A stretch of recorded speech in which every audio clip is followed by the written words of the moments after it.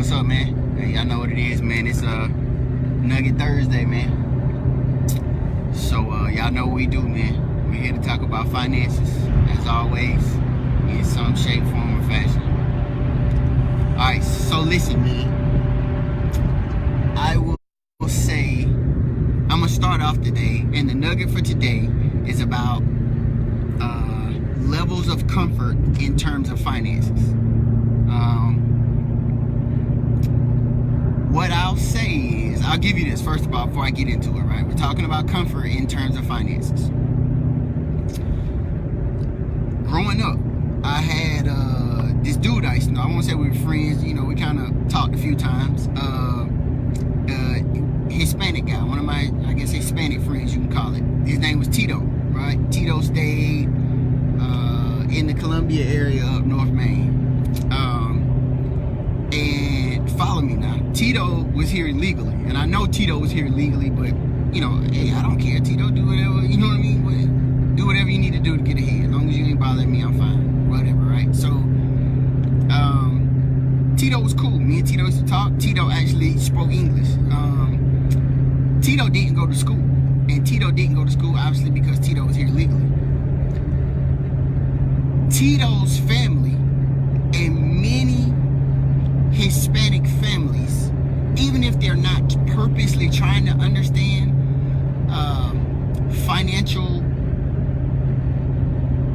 comfortability or levels of comfort in terms of finances, they do understand it, right? Even if they're not trying to, because you know, a lot of the Hispanic culture, whether legally or illegally, when they come here, they understand the team concept, right? They stay together. It can be a 3-bedroom house, and it can be 6 or 7 of them in that 3-bedroom house. What they're doing is, A, they're building a foundation, but B, their level of discomfort or comfort, right? They have a temporary level of discomfort by it being 6 of us in a 3-bedroom house for permanent gain. I'm gonna say it again. Hispanics, at least the ones that I've encountered or observed, they understand it, whether they try to understand it, right? Whether it's on purpose or not, they understand levels of comfort in terms of finances. So it can be 6 of them in a 3-bedroom house and people laugh, right? But they're setting a foundation and they're temporarily uncomfortable for permanent gain. I'll give you this. There is nothing in life, and if you know, please tell me, right? But there is no position in life, literally, metaphorically, physically, there is no position in life where it's not uncomfortable to change. Change is uncomfortable. It will always be uncomfortable. You know, I like giving y'all examples, right? Because making things practical is important. If I'm laying in the bed and I go from laying on my stomach to laying on my back, I literally, temporarily, make myself uncomfortable by moving to make myself more comfortable, to put myself in an advantageous position. So understand levels of comfort, right? If making things practical, if you have to stay in and I'm not telling you gotta stay, right, with 6 of y'all in a 3-bedroom house, that's not what I'm saying. Hey, that works for some people, and I don't knock it. For others, it may not work, but your levels of financial comfort are across the board. They can be applied to anything. So don't just think it's staying in the house. It can be the size of your house. It can be the size of your car or truck or bank account or whatever. You're putting yourself in an uncomfortable situation for permanent gain. If you are not doing that, you're using the wrong recipe. I'm telling you straight out, you're using the wrong fucking recipe. Right? And your chicken is gonna come out burnt every single time because you're not using the right recipe.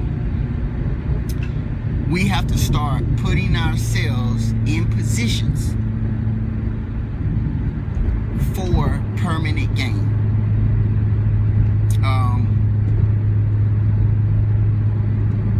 Again, that's multiple ways, guys. You can apply this to a lot of different things. So, you know, if the shoe fits, wear it, right? If you can apply it and you find benefit in it, then, hey, take it and apply it. But, again, I think it's important to understand levels of comfort in terms of finances. It's okay to be temporarily uncomfortable. It's okay for, hey, you know what, I took this job. This job really doesn't pay as much, but you know what? This job has more flexibility. Hey, more flexibility is, and this is a different conversation for a different day, more time and invest more energy in my startup business or school, right? Those are all side hustles, and those side hustles ultimately should pay off in the long run if you're doing it right, right? School should pay off down the road, right? Your small little business that you're trying to open should pay off down the road, right? That's a legacy. You can leave something to your children or your spouses. School, you can use that education.